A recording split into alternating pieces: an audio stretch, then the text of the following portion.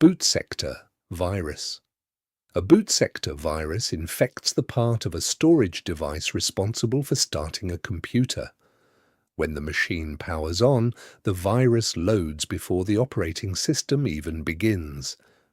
These viruses were especially common during the floppy disk era, when people frequently shared physical media between computers. Because they activate so early in the startup process, they can be difficult to remove and sometimes prevent the system from booting properly at all.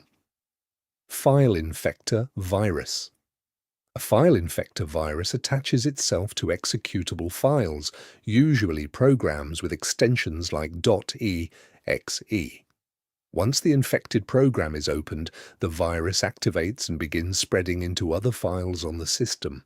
Some only slow down computers, while others corrupt data or damage software completely. This became one of the most widespread forms of computer virus because it spreads naturally as people share programs and downloads. Macro virus. A macro virus hides inside documents such as Word or Excel files by abusing built-in scripting features called macros. When the document is opened, the malicious code runs automatically. These viruses became extremely common in offices during the 1990s because email attachments made them easy to distribute. Even though they often appear harmless at first, they can quickly infect large numbers of files and systems within workplaces. Resident virus.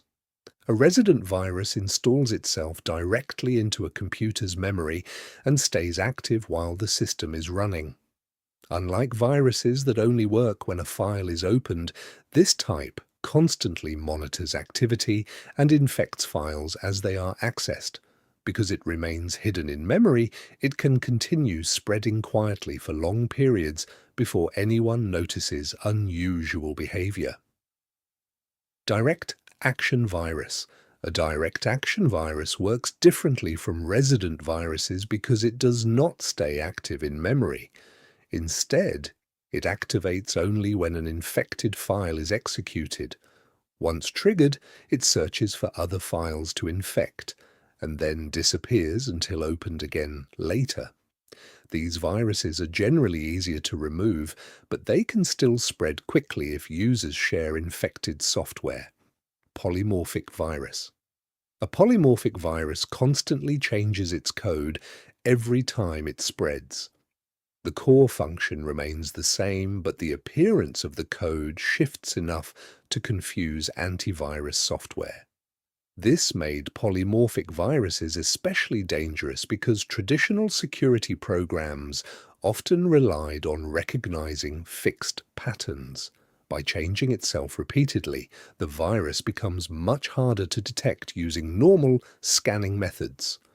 Multipartite virus. A multipartite virus combines multiple infection methods into one threat. It may infect both boot sectors and regular files at the same time, allowing it to spread in several ways simultaneously. This makes it harder to remove completely because cleaning one part of the infection may still leave another active. Multipartite viruses became known for causing serious system-wide problems once they gained access to a computer. Overwrite virus. An overwrite virus destroys data by replacing the contents of infected files with its own malicious code. Unlike some viruses that try to remain hidden, this type directly damages information, often making files unusable forever. Once important data has been overwritten, recovery is usually impossible without backups. Because of this, overwrite viruses are considered among the more destructive forms of malware. Spacefiller Virus. A spacefiller virus hides inside the empty sections of a file without increasing the file's size. This makes it more difficult to notice because the infected file appears unchanged. Early antivirus tools often looked for suspicious increases in file size, so spacefiller viruses were designed specifically to avoid that detection method. Their stealth made them particularly effective during the early years of personal computing. Companion virus. A companion virus creates a second malicious file with a similar name to a legitimate program. When users attempt to open the real software, the operating system accidentally launches the infected version first. Instead of modifying existing files directly, the virus tricks the computer into running malicious code through naming and file order manipulation.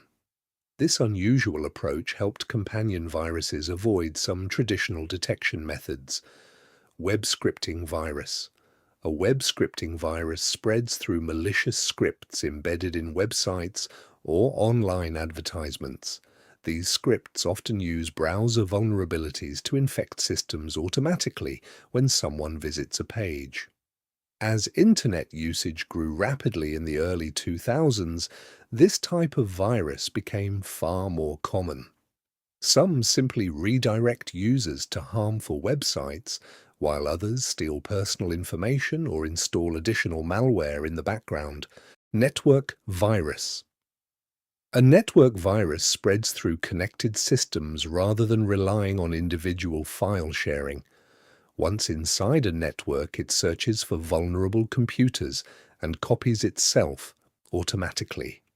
In workplaces and large organizations, this can cause infections to spread extremely quickly across hundreds of devices. Some famous cyber attacks caused worldwide disruptions by exploiting network weaknesses in this way.